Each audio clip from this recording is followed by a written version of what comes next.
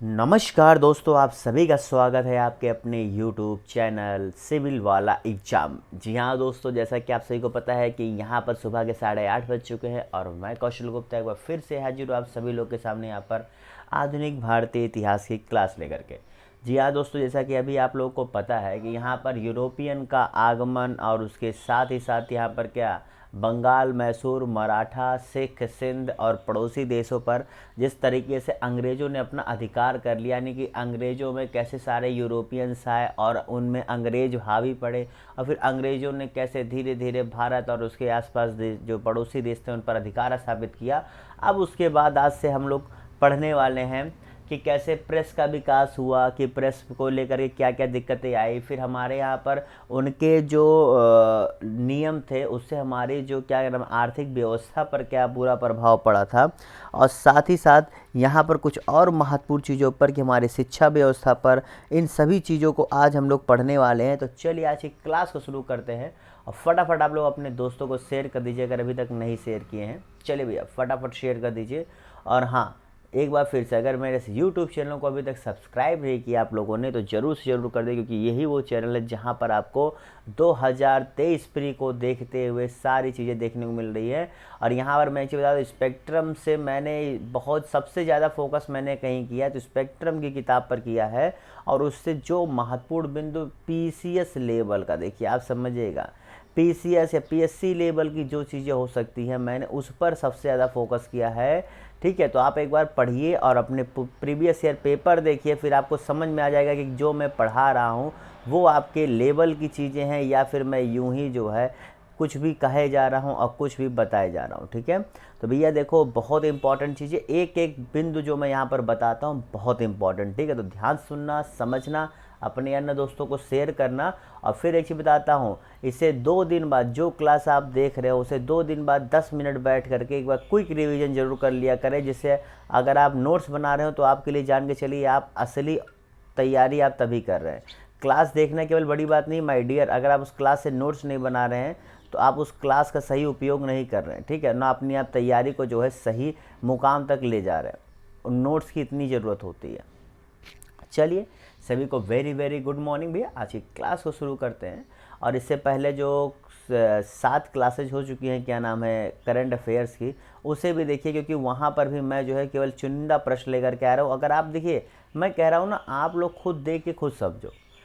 अगर आप लोग पढ़ने बैठे हो और आपको प्रीवियस ईयर पेपर अगर आप लोगों ने नहीं किया, देखिए यूपी वालों के लिए मैंने स्पेशली प्रीवियस ईयर पेपर करा दिया, वो 3 साल का करा दिया। अगर वो 3 साल के पेपर को एक बार बैठ के देख लेना तो समझ जाएंगे कि मैं जो पढ़ा रहा हूँ वो कितना ज़रूरी है, और जो यहाँ पर केवल एक कमाने का और एक अपने कोर्स बेचने का तरीका है उनमें कितना अंतर है। ठीक है, तो चलिए भी आज की क्लास की शुरुआत करते हैं। फिर सभी को वेरी वेरी गुड मॉर्निंग, और सब्सक्राइब नहीं किया है तो ज़रूर से ज़रूर कर दें। चलिए भैया पहले प्रश्न की शुरुआत करते हैं। ये पहला प्रश्न ही है जी भैया। देखिए, इससे पहले हम लोगों ने यहाँ तक प्रश्न कर लिया, 65 प्रश्न तक हो चुका है। इसी के साथ हम लोग क्लास की ख़त्म हुआ था, जो तीसरा क्लास था। आज चौथे क्लास की शुरुआत हम लोग करने वाले हैं जी। मैंने आपको कहा था ना, आज से हम लोग सबसे पहले हम लोग किस पर चर्चा करेंगे कि अंग्रेज़ों के नियम से किस प्रकार से हम लोग को व्यापारिक नुकसान हुआ था। ठीक है, या व्यापार का कैसे, यानी क्या आर्थिक क्या प्रभाव पड़ा था। तो यहाँ पर सबसे पहला प्रश्न है कि अंग्रेजों को एक तरफा फ्री व्यापार का अधिकार किस से मिला। जी भैया, सबसे पहले जो है किस नियम के अनुसार, मतलब charter act 1823, charter act 1813, charter act 1807, इन सभी एक्ट्स के बारे में भी मैं आपको बताऊंगा। जो एडमिनिस्ट्रेटिव सिस्टम कैसा था उसके बारे में भी अलग से एक क्लास लूँगा, उसकी दिक्कत मत लीजिए। पहले अभी देखिए, क्योंकि जब व्यापार की बात हो रही है तो ये चीज़ ज़रूरी है। तो भैया अंग्रेज़ों को एक तरफा फ्री व्यापार का अधिकार जो है वो चार्टर एक्ट 1813 से मिला था। ठीक है, चार्टर एक्ट 1813 से मिला था। और इसमें जो है जो भारतीय प्रोडक्ट्स होते थे ना, उन पर 80% तक टैरिफ भी लगा दिया गया था। मतलब अंग्रेज़ों ने ऐसा किया कि 80% टैरिफ लगा दिया था। सोचिए, जो भारतीय यहाँ पर टेक्सटाइल थे, और भारत इससे जो एक समय दूसरे देशों को चीज़ें भेजता था, वो 1920 के बाद तक, लगभग 1920 के बाद तक वो खुद जो है चीज़ों को खरीदने लग गया, इंपोर्टर बन गया एक्सपोर्टर की जगह। ठीक है, चलिए अगले प्रश्न की तरफ बढ़ते हैं। यहाँ पर आइए देखते हैं क्या है अब ठीक है, चलिए भैया अगला प्रश्न ये रहा आप लोग के सामने। चलिए देखते हैं फटाफट, ये रहे आप लोग की स्क्रीन पर। किस दौरान करीब 3 करोड़ भारतीयों की मृत्यु हुई थी? चलिए भैया जवाब दीजिए, फटाफट बताइए क्या होगा इसका सही जवाब, किस दौरान जो है हुई थी?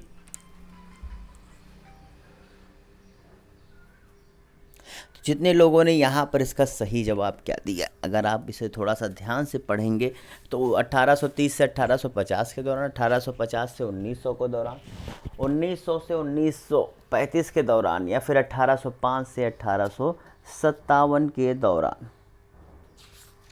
भैया उस समय भारत में इतनी ज़्यादा गरीब अकाल आए हुए थे, तो आपका कहीं नहीं बल्कि यही था कि 1850 से 1900 के दौरान।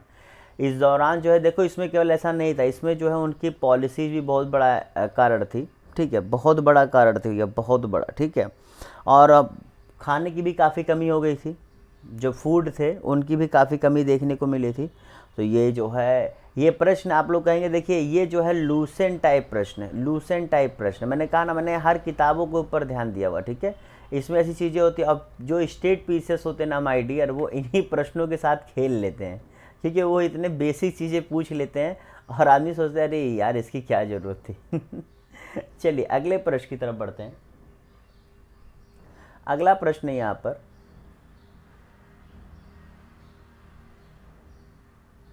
भारत में व्यावसायिक खेती बढ़ने के प्रमुख कारण कौन से थे? जी भैया, यानी कि हमारे पर कॉमर्शियल एग्रीकल्चर, इसे कॉमर्शियल एग्रीकल्चर कहते हैं। इसे बढ़ने के प्रमुख कारण क्या थे?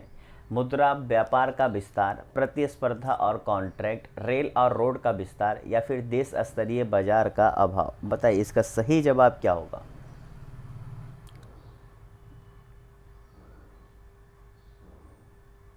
चलिए भैया सभी लोग जवाब दीजिए, फटाफट बताइए इसका सही जवाब क्या था?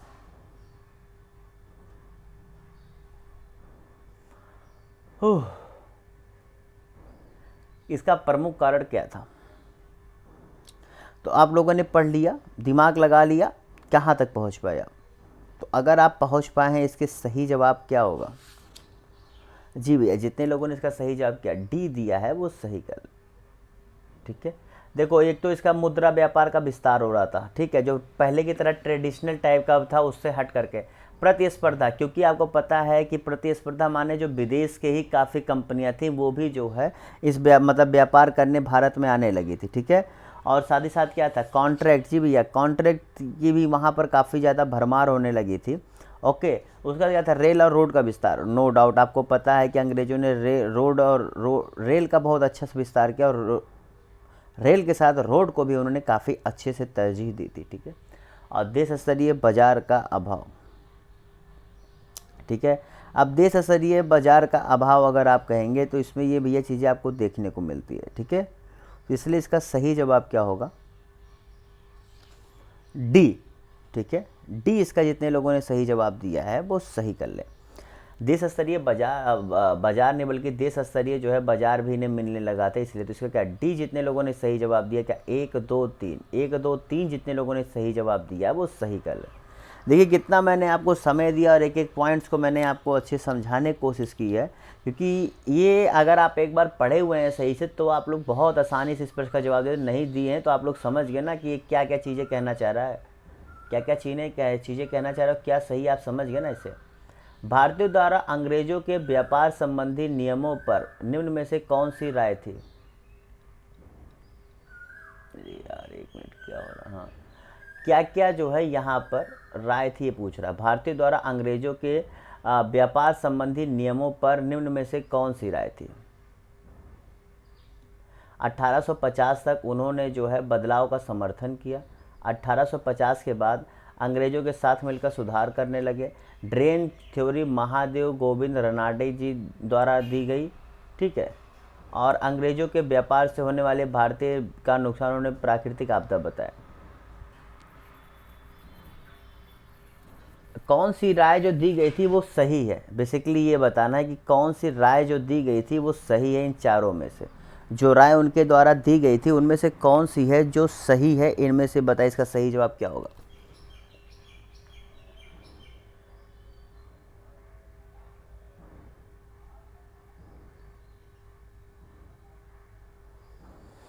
तो देखिए भैया, जितने लोगों ने यहाँ पर इसका सही जवाब क्या दिया है, 1850 तक उन्होंने भैया यही सही है, बाकी उन्होंने मिलकर सुधार करने लगे, कुछ नहीं हुआ। एक ड्रेन थ्योरी आपको पता है महादेव गोविंद रनाडे जी द्वारा नहीं दी गई थी, इसमें कोई भी इफ और बट नहीं है।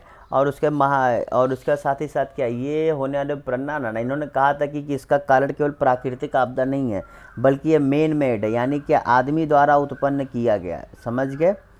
चलिए भैया अगले प्रश्न की तरफ बढ़ते हैं।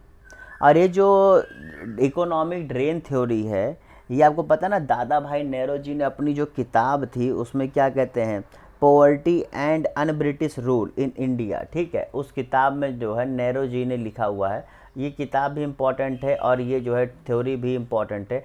ड्रेन थ्योरी का मतलब क्या होता है कि किसी देश के संसाधनों को ले जा करके दूसरे देश में जो है उसका क्या करना, ज़्यादा उपयोग करा देना। ठीक है, समझ गए? ओके, तो ये आप लोग अच्छे से, अंग्रेज क्या करते थे, हमारे देश से चीज़ें कमा करके अपना विकास कर रहे थे, बल्कि और हमें क्या, उल्टा हमें और भी ज़्यादा गिराते चले जा रहे थे, हम और ज़्यादा परेशान होते चले जा रहे थे। ठीक है, चलिए अगले प्रश्न की तरफ बढ़ते हैं। अगला प्रश्न है, मिरात उल अकबर समाचार पत्र किससे संबंधित है, बताइए। चलिए यार, मिरात उल अकबर समाचार पत्र किससे संबंधित है, बताइए इसका सही जवाब क्या होगा। देखिए, जहाँ से प्रश्न आपके बन सकते हैं, हर उस चीज़ को मैंने जो है यहाँ पर आपके लिए लाया हुआ है। और बाकी अगर आप वैसे जाएंगे तो आपको तो देखिए, थ्योरी क्लास पढ़ना अलग चीज़ है, एमसीक्यूज करना अलग चीज़ है। एमसीक्यूज में आपके जो थ्योरी पढ़े होते हैं उनसे निचोड़ निकाल करके, अब जैसे आपके आर्थिक प्रभाव का मैंने करीब जो है 4-5 प्रश्न आप लोग के सामने लाए। आपको 4-5 प्रश्न जो है ना, आपकी पूरी इकोनॉमिक प्रभाव को जो आप लोगों ने पढ़ा था उसका निचोड़ मैंने जो दे दिया, अगर आप उनमें से चारों सही कर दिए तो यकीन मानो आप समझदार हो, आप समझ गए। क्योंकि इससे ज़्यादा अलग से, क्योंकि वहाँ कोई एक्ट और ये फालतू चीज़ें नहीं थी, वहाँ पर ऐसे ही आकलन करना था आपको, क्या आकलन सही था। ठीक है, तो देखिए भैया, ये मीरात उल अकबर जो है आपके राजा राम मोहन राय जी से संबंधित था। ठीक है, राजा राम मोहन राय जी से संबंधित था। और ये वो न्यूज़पेपर था जिसे दरअसल जब उस समय लाइसेंसिंग रेगुलेशन लाया गया था, लाइसेंसिंग रेगुलेशन जो आपका 1823 में लाया गया था, उसके अंतर्गत जो है इसे क्या बंद करना पड़ा था। ठीक है, ये प्रेस से संबंधित है, प्रेस को लेकर के लाया गया था। ठीक है, आपको पता है प्रेस में भी कितनी ज़्यादा रोक लगाई गई थी। ये जो 1823 में लाया गया था, इसके अंतर्गत एक नियम बना दिया गया। इसके अंतर्गत ये नियम बना गया था कि अगर आप प्रेस रखें हैं तो आपको लाइसेंस लेना पड़ेगा। ठीक है, अगर आप लाइसेंस नहीं लेंगे तो आपका जो है चीज़ें बंद हो जाएगी। पहले तो ये इन्होंने जो स्टार्टिंग में से न्यूज़पेपर के लिए किया, बाद में से जो पैम्पलेट होते हैं और जर्नल्स होते हैं, किताबें होती हैं, सभी के लिए इन्होंने जो है इसे क्या कर दिया था, बढ़ा दिया था। मतलब कि लाइसेंस लेना आपको ज़रूरी हो गया था। तो 1823 से लाइसेंस की अनिवार्यता की शुरुआत भी हो गई थी भारत में। ठीक है, चलो अगले प्रश्न की तरफ बढ़ते हैं। अगला प्रश्न है आप लोग के सामने, 1 मिनट यार, स्क्रॉल नहीं हो रहा। किसके शासनकाल को भारतीय समाचार पत्रों ने सबसे ज़्यादा आलोचना की थी? जी भैया, आपको पता है कि देखिए, भारतीय जो प्रेस था उन्होंने भारत की आज़ादी में बहुत बड़ा रोल प्ले किया। आपको ये पता होना चाहिए कि खास करके देखिए, 2-3 कारण तो बहुत बड़े रहे। एक तो जो है, जब अंग्रेजी आई तो अंग्रेजी ने भी हमारे स्वतंत्रता में बहुत बड़ा योगदान किया, क्योंकि पहले जो हम लोग के भाषाओं का जो गैप होता था उससे हमारी बात नहीं हो पाती थी। दूसरा था परिवहन व्यवस्था जो अंग्रेज़ों ने अपने लिए शुरू की थी, अपने आर्थिक दोहन के लिए भारत का, उसका प्रयोग ये उससे हम लोग को फ़ायदा हुआ कि हम लोग एक दूसरे के नज़दीक पहुँचने लगे।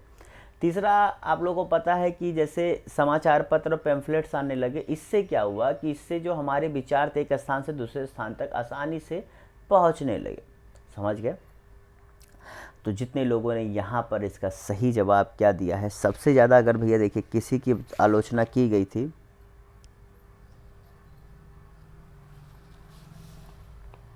तो उसका सही जवाब क्या है, लॉर्ड लिट्टन। जी भैया, जो 1876 से 77 के दौरान जो आपका अकाल आया था, इन्हीं के समय आया था। तो लॉर्ड लिट्टन के समय की जो है सबसे ज़्यादा घोर यहाँ पर क्या बुराई की गई थी भारतीय समाचार पत्रों के द्वारा। और 1876 से 77 के दौरान जो अकाल आया था उसको जो है इनका बहुत बड़ा हाथ माना जा रहा था भारतीयों के अनुसार। ठीक है, चलिए अगले प्रश्न की तरफ बढ़ते हैं।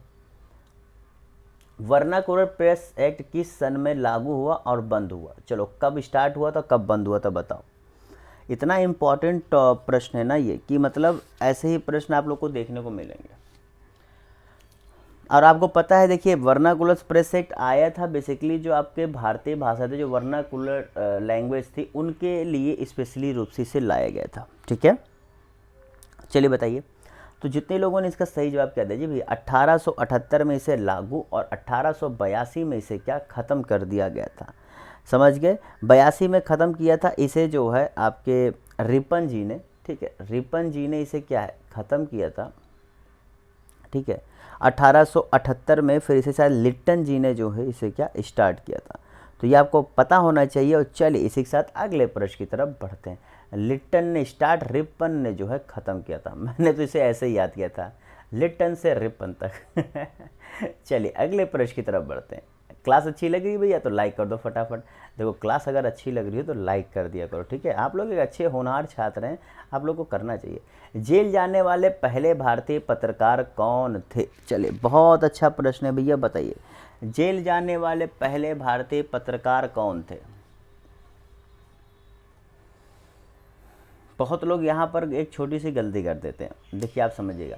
सबसे पहले पत्रकार अगर कोई थे तो सुरेंद्र नाथ बनर्जी थे, ना कि जो है बाल गंगाधर तिलक जी। इन्हें 1883 में इन्होंने जो एक बंगाली समाचार पत्र निकालते थे, उसके लेख के लिए इन्हें जो है जेल में डाला गया था। तो 1883 में सुरेंद्र नाथ बनर्जी जी को एक पत्रकार के तौर पर जो है इन्हें जेल भेजने का काम किया गया था। ठीक है, चलिए अगले प्रश्न की तरफ बढ़ते हैं।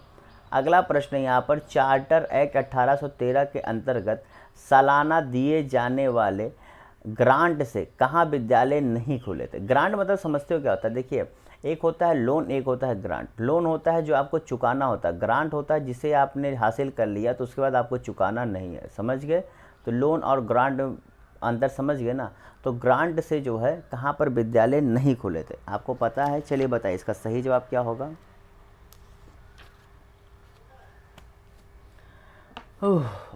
1813 के चार्टर एक्ट के तहत कहाँ पर नहीं खुले थे? तो भैया देखिए, कहाँ कहाँ खुले थे। कलकत्ता खुले थे, दिल्ली खुले थे, आगरा खुले। तो मुंबई में भैया इसके अंतर्गत नहीं खुले थे, क्योंकि 1813 का जो चार्टर आया था, उस चार्टर में जो है ये कहा गया था कि 1 लाख रुपए सालाना दिए जाएंगे। और इसी के साथ जो है जो कलकत्ता में कलकत्ता कॉलेज जो है 1817 में रॉय जी की सहायता से जो स्थापित किया गया था, ठीक है, वो भी इसी चार्टर राइट के अंतर्गत जो 1 लाख रुपए देने की बात थी और ग्रांट देने की बात थी, तो उसका भी उपयोग इसके लिए किया गया था। ठीक है, चलिए अगले प्रश्न की तरफ बढ़ते हैं। अगला प्रश्न, निम्न को काल क्रमानुसार आपको व्यवस्थित करना है। चलिए भैया व्यवस्थित करिए। यहाँ पर थोड़ा सा मैं इसे छोटा करता हूँ, बताइए सबसे पहले कौन सा स्थापना हुआ, फिर कौन सा, फिर कौन सा? संस्कृत विद्यालय, कोलकाता मदरसा या फोर्ट विलियम कॉलेज? बताइए इसका सही जवाब क्या होगा।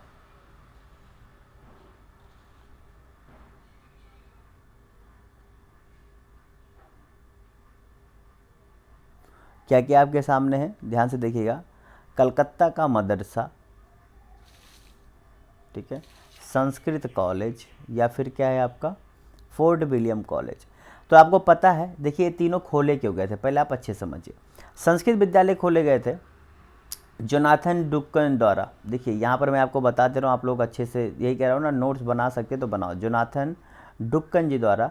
और इसको देखो, खोलने का प्रमुख कारण था कि जो भारतीय यहाँ पर जो लॉ थे और फिलॉसफी थी, यानी कि उन पर जो है अध्ययन करने के लिए। ठीक है, कलकत्ता मदरसा बनाया गया था मुस्लिमों के जो है सारी चीज़ों का अध्ययन करने के लिए। अब फोर्ट विलियम कॉलेज किसके लिए बनाया गया था? जो अंग्रेज सिविल सर्वेंट्स थे उनको प्रशिक्षित करने के लिए। तो भैया देखिए, संस्कृत विद्यालय की स्थापना की गई थी आपके 1791 में। ठीक है, और इसकी स्थापना की गई थी मदरसा की 1781 में, और इसकी स्थापना की गई थी 1800 में। तो अब इसका सही जवाब क्या हो जाएगा भैया? 213। तो 213 कहाँ पर है? सी है भैया, तुमने क्या सी जवाब दिया, सही के लिए। और ये 1800 में खुल के 1802 में बंद भी हो गई थी, आपको पता, बाद में इंग्लैंड शिफ्ट हो गया था। चलो अगले प्रश्न की तरफ बढ़ते हैं। अगला प्रश्न है कि भारत में अंग्रेजी शिक्षा का मैग्ना कार्टा किसे कहा जाता है? चलो बताओ, भारत में अंग्रेजी शिक्षा का मैग्ना कार्टा किसे कहा जाता है, बताइए। लॉर्ड मैकाले का केवल अंग्रेजी को भाषा के रूप में घोषित करना, वुड्स डिस्पैच 1813 का चार्टर है क्या, हंटर एजुकेशन कमीशन। चलिए बताइए भैया इसका सही जवाब क्या होगा। तो देखिए भैया, अंग्रेजी शिक्षा का मैग्ना कार्टा का किसे कहा जाता है, तो ये वुड्स डिस्पैच जो आपका कौन सा 1854 में आया था। कब भी भैया, आपके जो ये पहली स्वतंत्रता क्रांति जो 1857 की कही जाती है उससे पहले आया था। और इसे इसलिए कहा जाता है क्योंकि इसने कहा था कि जो आप लोकल भाषाओं में प्राइमरी एजुकेशन आप लोकल भाषाओं में दीजिए, ठीक है। उसके बाद जब आप थोड़े से प्राइमरी से कहाँ जा रहे हैं, उसके आगे जा रहे हैं, तो उसमें अंग्रेजी और क्या भारतीय भाषाओं का मिक्सचर करिए, ठीक है, हाई स्कूल तक। उसके बाद जब आप हायर एजुकेशन जा रहे हैं तो हायर एजुकेशन के लिए आपको क्या इंग्लिश पढ़िए, ठीक है। तो इन्होंने ये बात इस डिस्पैच के अंतर्गत कही थी और यहीं से जो है क्या, इससे जो है अंग्रेजी को फाइनली एक स्टैम्प भी मिल गया था। बाकी लॉर्ड मैकाले ने तो पहले ही कह दिया था कि जो आपका क्या नाम है अच्छा हाँ, जो एक थ्योरी है डाउनवर्ड, देखिए ये लॉर्ड मैकाले की थ्योरी थी, फिल्ट्रेशन थ्योरी। इस थ्योरी के अंतर्गत आप लोग जानते हो क्या था, ये लॉर्ड मैकाले जी के द्वारा ही दिया गया थ्योरी था। यहाँ पर नाम आया तो मुझे याद आ गया इनकी ये थ्योरी। इन्होंने ये कहा था कि देखो, इन्होंने कहा था कि पढ़ने के लिए पहले हम जो ऊंचे और मिडिल क्लास के लोग हैं उनको पढ़ाएं, क्योंकि जब ये पढ़ेंगे तो इनके द्वारा फिर वो धीरे धीरे के और भी नीचे के लोगों को पढ़ा दिया जाएगा। इन्होंने ये जो है अपनी थ्योरी दी थी, इसे क्या डाउनवर्ड फिल्ट्रेशन थ्योरी कहते हैं। समझ गए, मतलब पहले बड़े सबको आप पढ़ा नहीं सकते, क्योंकि आपको पता था अंग्रेज़ों का मकसद तो कोई आपको शिक्षित और क्या नाम है जागरूक और वो तो बनाना नहीं था, बस उनकी, क्योंकि अंग्रेज उस समय दिक्कत अच्छाई ये थी ना कि उस समय जो हमारे लोग थे वो अच्छे से लड़ रहे थे, इसी का रीज़न था कि ये चीज़ें देखने को मिल रही थी। चलिए अगले प्रश्न की तरफ बढ़ते हैं। अगला प्रश्न है आप लोग के सामने, नील विद्रोह किस राज्य से संबंधित है, बताइए नील विद्रोह किस राज्य से संबंधित है। चलिए फटाफट जवाब दीजिए। तो नील विद्रोह भैया किस राज्य में हुआ था, बताइए इसका सही जवाब क्या हो जाएगा। तो जितने लोगों ने यहाँ पर क्या बंगाल जवाब दिया है वो सही कर ले। जी भैया, बंगाल में ये नील विद्रोह हुआ था और ये 1859 से 1860 के दौरान हुआ था। देखिए काल में इसलिए बताता हूँ क्योंकि ये एक सिंपल सा प्रश्न पूछता है, काल क्रमानुसार व्यवस्थित करिए, फिर वहीं पर आप लोग अच्छी अच्छी तैयारी करने वाले भी छोटी गलती करके गलती कर जाते हो, ठीक है। और इसमें दो व्यक्ति बहुत ज़्यादा उभर के आते हैं, एक दिगंबर एक विष्णु। जी भैया, दिगंबर और विष्णु विश्वास जो है इसमें बहुत अच्छे से इसके नेता के तौर पर निकल कर आए थे, ठीक है। तो ये जो है दो नाम भी आपको पता, दिगंबर और विष्णु। चलिए अगले प्रश्न की तरफ बढ़ते हैं। अगला, निम्न में से कौन सा किसान महासभा आंदोलन का केंद्र बिंदु नहीं था। किसान महासभा का केंद्र बिंदु नहीं था पूछा। चलिए बताइए इसका सही जवाब क्या हो जाएगा।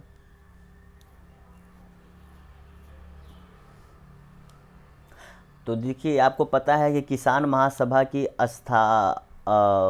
स्थापना जो है आपके यूपी में हुई थी, वो भी 1918 में। कब, आपके 1918 में इसकी स्थापना यूपी में ही हुई थी, ठीक है। इसलिए आपको सारे नाम जो है यूपी के ही दिख रहे होंगे जो अगर यूपी से हैं।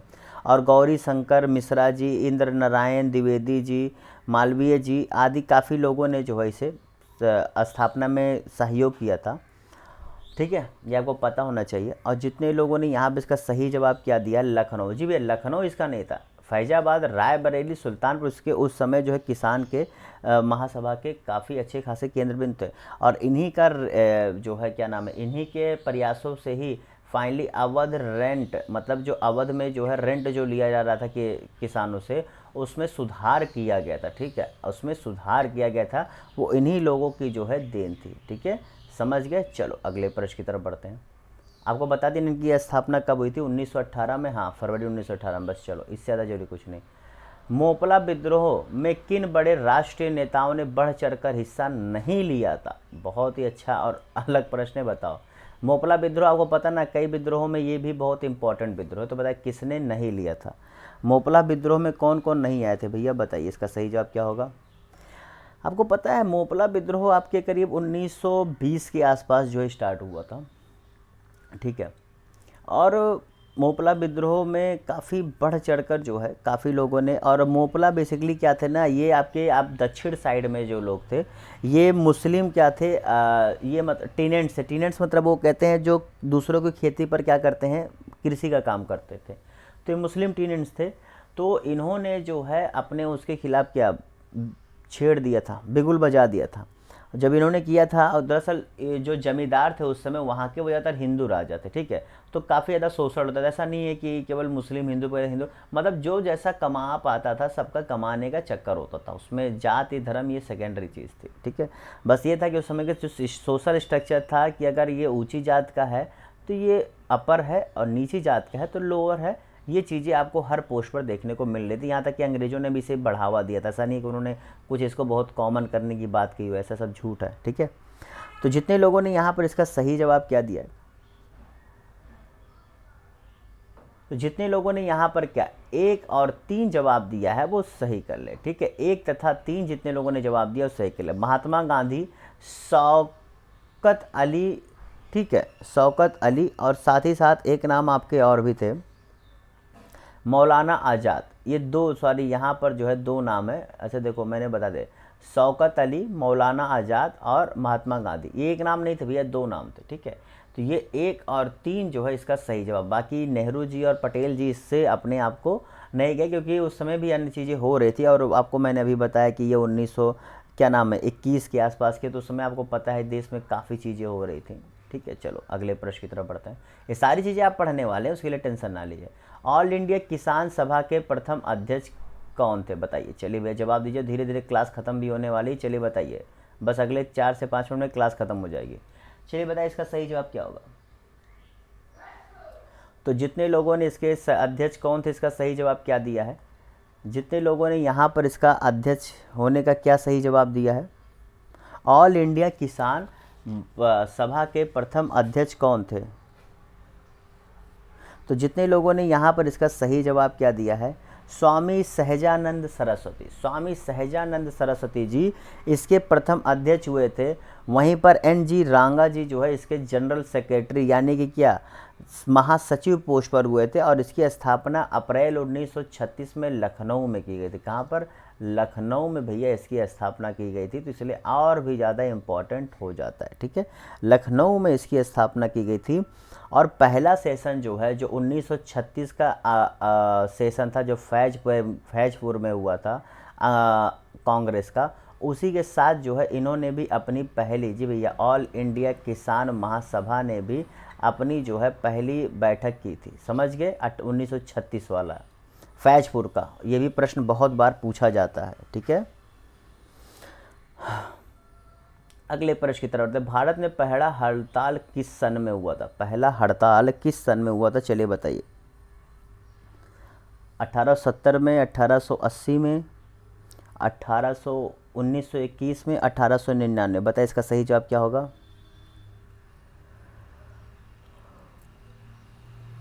तो जितने लोगों ने यहाँ पर इसका सही जवाब क्या दिया, 1899। जी भैया 1899 हमारे देश में पहले स्ट्राइक हुआ था और इसका जो है तिलक जी ने सपोर्ट भी किया था। और ये आपके सदर्न इंडिया में हुआ था।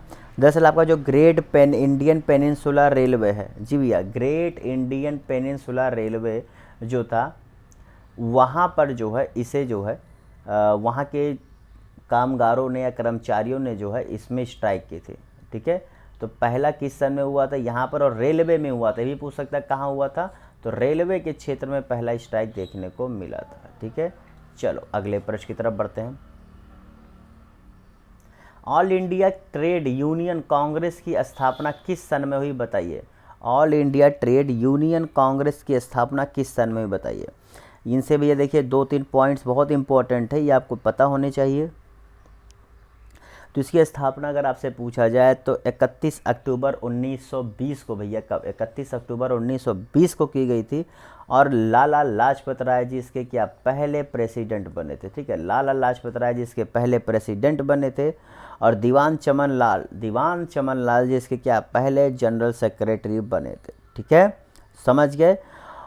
और ये लाला लाजपत राय जी ही थे जिन्होंने सबसे पहले, पता है क्या, जो आपके औपनिवेशिकवाद था उसे जो है आपके क्या मतलब जो है कैपिटलिज्म से जोड़ा था, यानी कि इम्पीरियलिज्म को कैपिटलिज्म से जोड़ा था, यानी कि औपनिवेशिकवाद को जो है पूंजीवाद से जोड़ने वाले पहले नेता जो है आपके लाला लाजपत राय जी ही थे, ठीक है। चलिए भैया, उम्मीद करता हूँ ये आज का आखिरी प्रश्न हो सकता है। चलिए बताइए, क्योंकि यहाँ पर जो मैंने आपको टॉपिक बताया, अंग्रेजों द्वारा ट्रेड यूनियंस को, ठीक है, कानूनी संगठन का दर्जा किस सन में दिया गया? इसके लिए भैया बाकायदे वो एक्ट लेकर के आए थे। वो एक्ट था उनका ट्रेड यूनियन एक्ट। किस सन में आया था बताइए? उस एक्ट के बाद इन्होंने जो है जितने भी ट्रेड यूनियन है उन्हें क्या लीगल एसोसिएशन जो है घोषित कर दिया था। और काफ़ी बड़ी चीज़ें हुई थी। और हाँ, उसके देखो 2 एक्ट इन्होंने लाए थे जो आपको पता होने चाहिए। एक तो ट्रेड यूनियन एक्ट लेकर के आए थे, ठीक है, ट्रेड यूनियन एक्ट, जिससे इन्होंने क्या, ट्रेड यूनियंस को मान्यता दे दी। और trade dispute act, trade dispute act में क्या हो रहा था, जो आपके विवाद होते थे व्यापार को लेकर के, उसको भी लेकर के उन्होंने फाइनली कुछ नियम बना। तो ये आपके देखिए, ये आपके 1929 में बना था, ये आपके 1926 में बना था। इसका सही जवाब क्या हो जाएगा? बी, ठीक है।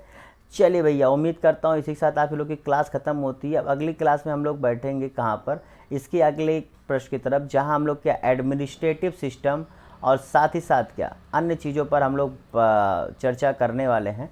तो यहाँ पर आप लोग क्या प्रेस का विकास, शिक्षा का विकास और व्यापारिक प्रभाव गहरा भारत पर हम लोगों ने पढ़ा। अगर क्लास अच्छी लगी हो तो भैया लाइक कर दीजिए, कमेंट अगर कर देंगे तो अच्छी बात होगी। और हाँ, सब्सक्राइब नहीं किया, सब्सक्राइब करो। अब आप लोगों के सामने आ भी गया होगा सब्सक्राइब करने को, जरूर कर दिया। इसी साथ इस क्लास को यहाँ समाप्त करते हैं। फिर मिलते हैं आप लोगों से करंट अफेयर्स क्लास में शाम को 8:30 बजे, और 8 बजे करंट अफेयर्स, 8:30 बजे आप लोग का यहाँ पर इतिहास की क्लास देखने को मिलती है, ठीक है। तो साथ bye bye, tata, see you, good day, have a good day, bye bye. और लाइक कमेंट सब्सक्राइब तो कर ही दिया करो, ठीक है। बाय।